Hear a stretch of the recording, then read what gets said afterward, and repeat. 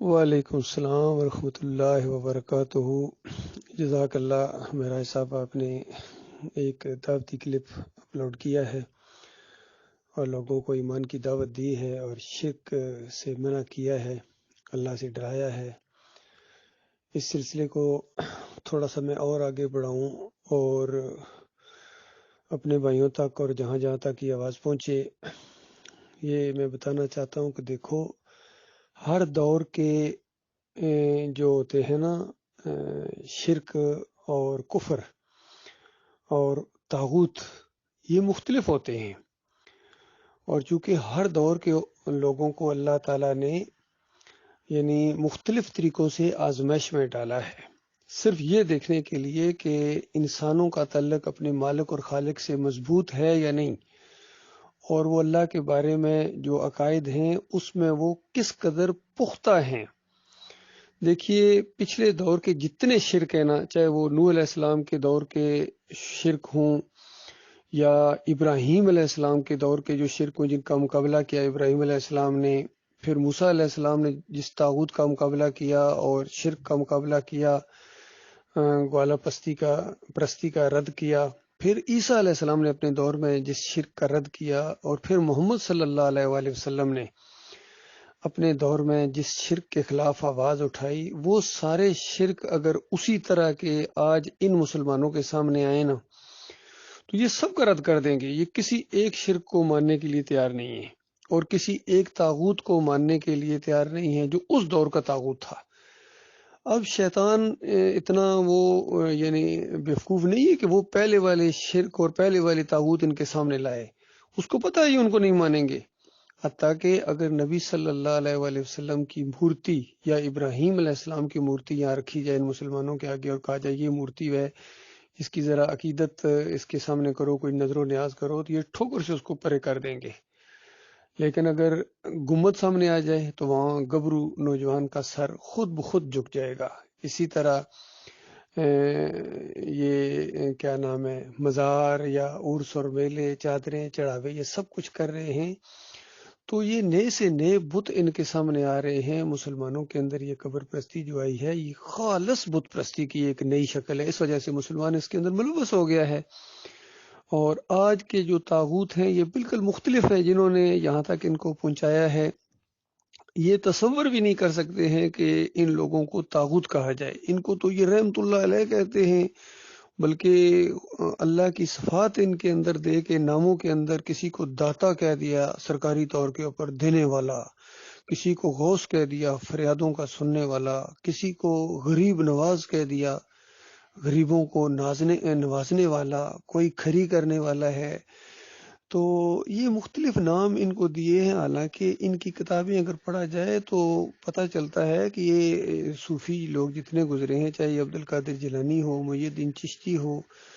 اور امام غزالی ہو، ابراہیم ادم، یا یہ بعد میں کشف المحجوب جو اس علاقے میں، پھر شاہ ولی اللہ کی پورے خاندان کی کتابیں، حجت اللہ البالغہ اور انفاس العارفین کا تو کہنا ہی کیا، اسی طرح ابن قیم کی کتاب الروح پڑھو، یہ ساری کی ساری اگر کتابیں پڑھا جائے تو پتہ چلتا ہے کہ انہوں نے تو قبر پرستی کی بنیاد کو فراہم کیا ہے۔ یہ جو بت پرستیاں شروع ہوئی ہے، انہی لوگوں کا ایجاد کردہ یہ دین تھا، تصوف کا دین، قرآن و حدیث سے بالکل مختلف دین۔ تو جب ان لوگوں کو کہا جائے تو کہ ان کا رد کرنا ہے، ان کو پیچھے ہٹاؤ، ان کا کفر کرو، تب تمہارا ایمان ہے، تو حیران ہو جاتے ہیں کہ یہ بات تو ایسی کہہ دی ہے کہ گویا جس طرح یہ شہد کی مکھیاں ہیں، اس کے چھتے میں اگر ہاتھ ڈال دو تو کیا حال ہوگا، اس طرح یہ آگے سے جو ہے انگارہ بنے ہوئے واپس پلٹتے ہیں، برا بلا کہتے ہیں۔ اور اسی طرح ایک کسی شاعر نے جس انداز یہ بات کہی کہ ان تازہ خداؤں میں بڑا سب سے وطن ہے، جو پیرہن اس کا ہے وہ مذہب کا کفن ہے۔ یعنی آج کل کے جو زیادہ یہ جو تازہ خدا بنا لیے گئے ہیں، معبود بنا لیے گئے ہیں، ان میں سب سے بڑا اگر کوئی بت ہے تو یہ وطن پرستی ہے۔ وطن پرستی، علاقہ پرستی، اس طرح کی چیزیں، قوم پرستی، جس کے اندر بری طرح مبتلا ہو گئے ہیں یہ سارے۔ اس میں سب سے آگے یہ ہمارے عمران خان صاحب ہیں۔ آج ہی میں نے ان کا ایک ویڈیو دیکھا، کسی جلسے میں تھے، ان مولویوں کی کسی یہ مدرسے میں گئے ہیں، تو وہاں جا کے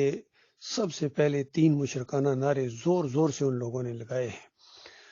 اس میں نعرہ تکبیر بھی ذرا ہلکے انداز سے لگایا، لیکن جو جوش کے ساتھ نعرہ تھا وہ نعرہ رسالت، یا رسول اللہ مدد، یا علی مدد، اس طرح کی۔ اور ان کا پھر وہاں پروگرام جیسا شروع ہوا کہ ایاک نعبد و ایاک نستعین۔ او بے ایمان، تمہارے سامنے ایاک نعبد و ایاک نستعین کی دھجیاں اڑا دی ان مولویوں نے، ان پیروں نے، کیونکہ وہ ایسا ہی قسم کے لوگ تھے، اور تمہارے ماتھے پر شکن تک نہیں پڑی ہے، کیونکہ ایمان عقیدے کی کوئی سمجھ ہی نہیں ہے، کوئی وقار ہی نہیں ہے، اللہ کا کوئی عزت ہی نہیں ہے۔ اس قدر دنیا پرستی اور یہ طاغوت پرستی اور یہ جو جمہوریت پرستی ہے، ان کے دماغوں کے اندر اس طرح سمو دی گئی ہے کہ ان کو ہوش ہی نہیں ہے کہ انہوں نے مرنا ہے۔ ان کے نزدیک جو یہ اقتدار کی دوڑ ہے، تو اس میں یعنی آڑ لیتے ہیں دین کی بھی، یہ بھی سیکھ گیا ہے۔ جس طرح فضل الرحمان آڑ لے رہے ہیں، اور دوسرے لوگ دین کی آڑ لے کے اس سے پہلے مفتی میں محمود لیتے رہے ہیں۔ یہ سارے جتنے بھی جمہوریت کے اندر آئے ہیں، چاہے یہ خادم حسین رضوی ہو، طاہر القادری بھی کچھ عرصہ آیا، پھر منہ کی کھائی اور پھر بھاگ گیا ادھر سے، اور دوسرے لوگ بھی اس کے اندر ملوث ہیں۔ یہ خالص دنیا دار لوگ ہیں، ان کو اسلام سے کوئی لینا دینا نہیں ہے، خالص اسلام آباد کے شوقین ہیں۔ تو میں یہ کہہ رہا تھا کہ یہ طرح طرح کے بت ان کے سامنے ہیں، یہ بت پرستی ہے، یہ جمہوریت کا نظام بت پرستی ہے، طاغوت پرستی ہے، مشرکانہ نظام ہے، لیکن اس کی کوئی رد کرنے والا نہیں ہے۔ سارے کہتے ہیں کہ پاکستان کی جو بقا ہے وہ جمہوریت کے اندر ہے، حالانکہ پاکستان کی ذلت اور خواری اور ہمیشہ کی آگ جو لگنے والی ہے وہ اسی جمہوریت کی وجہ سے ان کو لگنے والی ہے، قبر پرستی کی وجہ سے، شرک کی وجہ سے۔ تو یہ نئے نئے طاغوت سامنے آئے ہیں۔ اب باقیوں کو کیا کہا جائے، یہ جو توحید کے نام پر یہ جماعت اٹھی تھی، رد طاغوت کی بنیاد کے اوپر جو جماعت اٹھی ہے، اور آپ غور کریں ایمان خالص کس اول اور کس دوم کے اندر ڈاکٹر عثمانی رحمۃ اللہ علیہ نے جن جن طاغوتوں کا ذکر کیا ہے، اس میں سے کسی ایک کو اب یہ مسلمان ماننے کے لیے تیار نہیں ہے۔ تو بتائیے کہاں گنجائش تھی کہ یہ دوبارہ طاغوت پرستی کریں گے؟ لیکن اندر سے جا طاغوت اٹھا، ان کے اپنے امیر نے کفر و شرک جب کیا، اللہ کی کتاب کو پیچھے پھینک کے اپنی جب چلائی، تو انہوں نے وہ باتیں مان لی، طاغوت کے سامنے انہوں نے گھٹنے ٹیک دیے۔ تو اصل میں ان کو پہچان ہی نہیں تھی شرک کی، ایمان کی، عقیدے کی۔ جب تک پہچان نہیں ہوگی، وہ اصول آپ نہیں سمجھیں گے، اللہ کے ساتھ آپ کا وہ لگاؤ نہیں ہوگا، آپ شرک سے نہیں بچ سکتے ہیں، آپ طاغوت سے نہیں بچ سکتے ہیں۔ اور اللہ تعالیٰ پھر اپنے مومن بندوں کو بھی بچاتا ہے جب آپ کا دل اللہ کی طرف جھکا ہوا ہو، ایمان ہو، اللہ کی عزت ہو، اور اللہ کے ساتھ وہ محبت ہو جو مالک فرماتا ہے والذین آمنوا اشد حب للہ۔ یہ جب تک اشد حب للہ نہیں ہوگی، آپ شرک سے نہیں بچ سکتے ہیں۔ اور اگر آپ کی محبت یہ دنیاوی مفادات کی وجہ سے ہے، ملک کی وجہ سے ہے، قوم کی وجہ سے ہے، یا امیر کے ساتھ کوئی ذاتی لگاؤ ہو گیا ہے، پھر آپ نہیں شرک سے بچ سکتے، نہ آپ طاغوت سے بچ سکتے ہیں۔ آپ طاغوت کے سامنے گھٹنے ٹیکے ہوئے ہوں گے، سجدے کر رہے ہوں گے، اور آپ سمجھ رہے ہوں گے کہ میں طاغوت کا رد کر رہا ہوں، اور ایسے لوگوں کے اوپر اللہ تعالیٰ ایک شیطان مسلط کر دیتا ہے، پھر وہ ان کو ایسے ایسے اعمال اس کے خوشنما بنا کر دکھاتا ہے کہ اس کو ہوش بھی نہیں ہے۔ آج یہ محمد حنیف کی جماعت کے اندر یہی چیز آئی ہے، بالکل یہ تازہ بت ان کے سامنے آ گیا ہے، اس کے سامنے انہوں نے گھٹنے ٹیک دیے، 3-4 شرک اور ان کے اندر آ گئے، پھر بھی ان کی آنکھیں نہیں کھل رہی ہیں۔ حالانکہ دوسرا شرک تیسرا شرک جب آیا تھا تو ان کو کچھ نہ کچھ ہوش آنا چاہیے تھا کہ چلو پہلی بات تو تمہیں نہیں سمجھ، دوسری تو سمجھ جاؤ، وہ دوسری نہیں سمجھ آئی، تیسری تو سمجھ جاؤ۔ لیکن جب ایک دفعہ انسان آنکھیں بند کر لے تو پھر اس کو نہ سورج نظر آتا ہے، نہ چاند نظر آتا ہے، نہ ستارے نظر آتے ہیں، پھر ان کو کچھ بھی نظر نہیں آتا ہے۔ اس طرح یہ جو ہے یہ خالص یہ مقلد بن گئے ہیں، اور پیری مریدی والا انداز ان کے اندر آ گیا۔ جو پیری مریدی کے دشمن تھے وہ خود اپنے امیر کو بس پیر کا نام امیر رکھ دیا، سمجھ لو۔ تو ایسا نہیں ہے، امیر کی اطاعت اس لیے نہیں کی جاتی ہے کہ اللہ کی بات کو رد کر کے، ایسا نہیں ہوتا ہے۔ جماعت کیا اس لیے بنائی تھی کہ امیر کو اللہ کے مقابلے میں کھڑا کر دیا جائے گا اور کتاب اللہ کا مقابلہ کیا جائے گا؟ نہ میرے بھائیو، اگر یہ والا انداز ہے آپ کا، پھر آپ میں بریلویوں میں، دیوبندیوں میں، اہل حدیث میں کوئی فرق نہیں ہے، یقین کیجیے وہی انداز ہے آپ کا۔ اسی طرح آپ کے دلائل ہیں جس طرح ان کے ہیں، وہ بھی قرآن سے ثابت کرتے ہیں نبی علیہ السلام کو نور میں نور اللہ،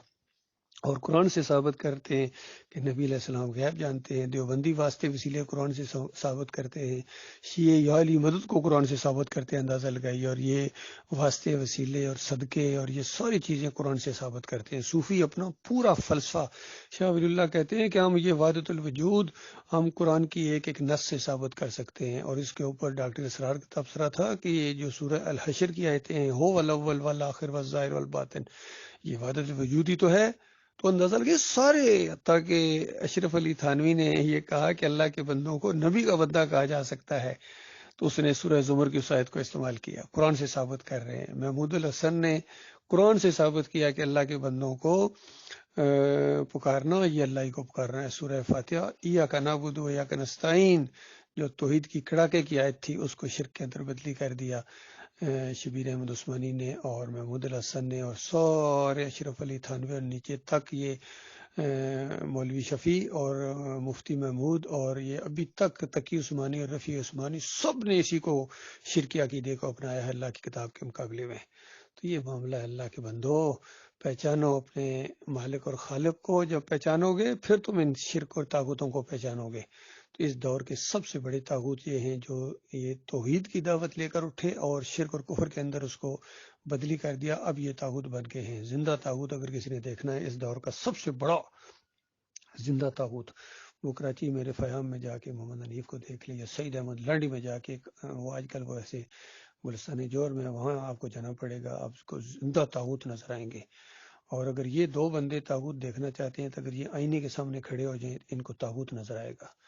اللہ تعالیٰ ان کے شر سے انسانوں کو بچائے، اور سارے مسلک پرستوں، ان کے اکابرین، ان کے شر سے اللہ تعالیٰ۔ اور یہ جمہوریت کا نظام مشرکانہ نظام ہے، یہ بت پرستی ہے، اللہ تعالیٰ غور و فکر کرنے کی توفیق عطا فرمائے۔